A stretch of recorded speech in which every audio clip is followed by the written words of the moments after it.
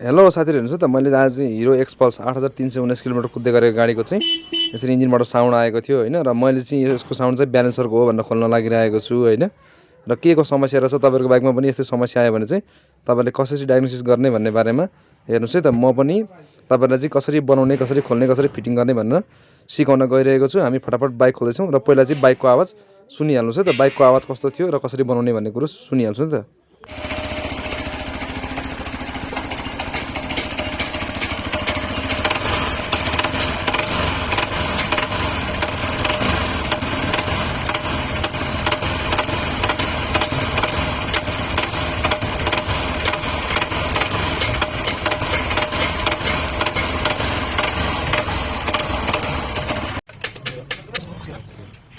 अब हामी चाहिँ यसलाई फटाफट खोलिरहेका छौं हैन, र के समस्या भएको रहेछ सबैजनाले राम्रोसँग हेर्नु होला हैन। र यस्तै तपाईहरुको पनि समस्या छ भने चाहिँ यसरी नै सल्भ गर्नु होला है त। हामी फुल भिडियो हाल्न गइरहेका छौं, एकदम बाइक बनाएको खोलेको सबै भिडियो हाल्न गइरहेका छौं है त।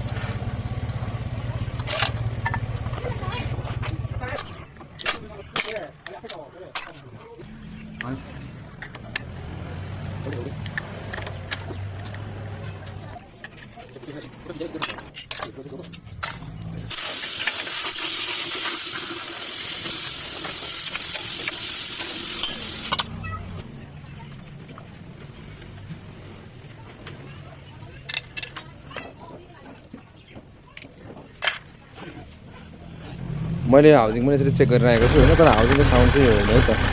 हाउजिङको साउन्ड होइन है त।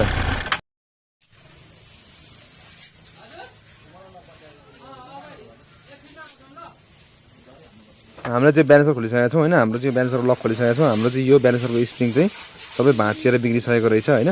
हेरौँ है त के भएको छ। ब्यालेन्सरको यो स्प्रिङ भाँचेर चाहिँ पुरै ब्यालेन्सरै खाइसकेको रहेछ हैन। त्यसपछि चाहिँ अब हामी फिटिङको प्रोसेस तपाईलाई भन्न गइरहेका छौं। यस्तो साउन्ड आयो भने चाहिँ तपाईले यसरी नै चेक गर्नु होला है त। स्टेप स्टेप चेक गर्न सकिन्छ है त। बाइकको इन्जिनमा पनि सबै सामान चाहिँ स्टेप स्टेप चेक गर्न सकिन्छ। हेर्नुस् है त कसरी भाँचिएको रहेछ।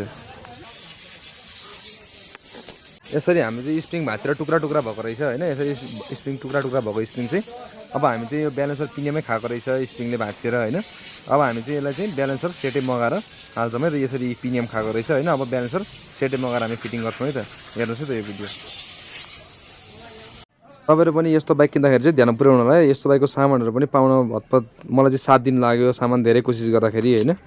यो बाइकको चाहिँ मैले साउन्ड ल्याइसकेको छु ब्यालेन्सर। अब यो ब्यालेन्सर चाहिँ तपाईलाई म फटाफट फिट गरेर साउन्ड सुनाउँछु है त। यस्तो बाइकको चाहिँ सामान चाहिँ पाउन अलिक गाह्रो रहेछ यो हिरो एक्सपल्सको चाहिँ। विचार गर्नु होला है त तपाईहरुले पनि। बाइकको चाहिँ ब्यालेन्सर फिट गर्दाखेरि यसरी टाइमिङ हुन्छ। यहाँ चाहिँ यो टाइमिङको पोइन्ट चाहिँ तपाईहरुले ध्यान दिनुपर्छ। यो टाइमिङको पोइन्ट ध्यान पुर्याउनुपर्छ। त्यसपछि बाँकी चाहिँ फिट गरेको हेर्नुस् है त। म फिट गर्छु, फटाफट फिट गरिरहेको छु र साउन्ड सुन्नु है त अब कस्तो आउँछ।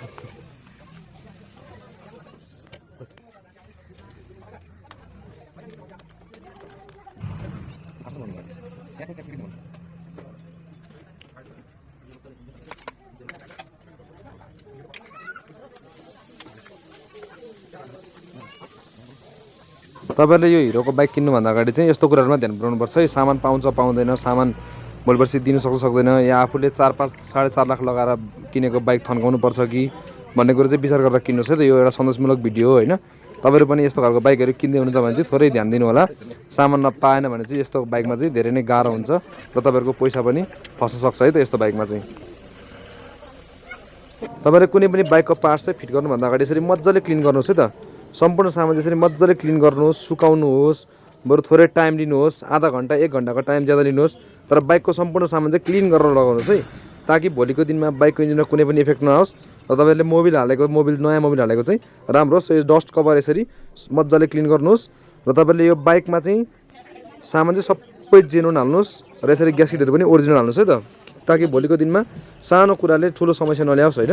यसरी सफा गरेर हाल्नुहोस्। अब हामी बाइकको साउन्ड चाहिँ फटाफट सुन्छौँ है त। यो नटबोल्ट फिटिङ गरिसक्न लाग्यो होइन। अब चाहिँ हामी बाइकको साउन्ड चाहिँ फटाफट सुन्छौँ, बाइकको साउन्ड चाहिँ कस्तो आउने रहेछ। र यस्तो हिरो एक्सपल्सको नयाँ मोडलको गाडी लिँदाखेरि चाहिँ सामान पाएन भने हामीलाई एकदमै गाह्रो हुने रहेछ। त्यही भएर यो बाइक किन्दाखेरि चाहिँ हजुरहरूले पनि धेरै विचार पुऱ्याएर किन्नुहोस् है त। मलाई यो कुनै पनि कम्पनीले कमिसन दिएको पनि होइन, केही गरेको पनि होइन। मैले चाहिँ एउटा सम्पूर्ण साथीहरूलाई चाहिँ एउटा भिडियो बनाएर हालेको होइन, ताकि भोलिको दिनमा अप्ठ्यारो नहोस् भनेर। तपाईँलाई एउटा जानकारीमूलक भिडियो हो यो चाहिँ।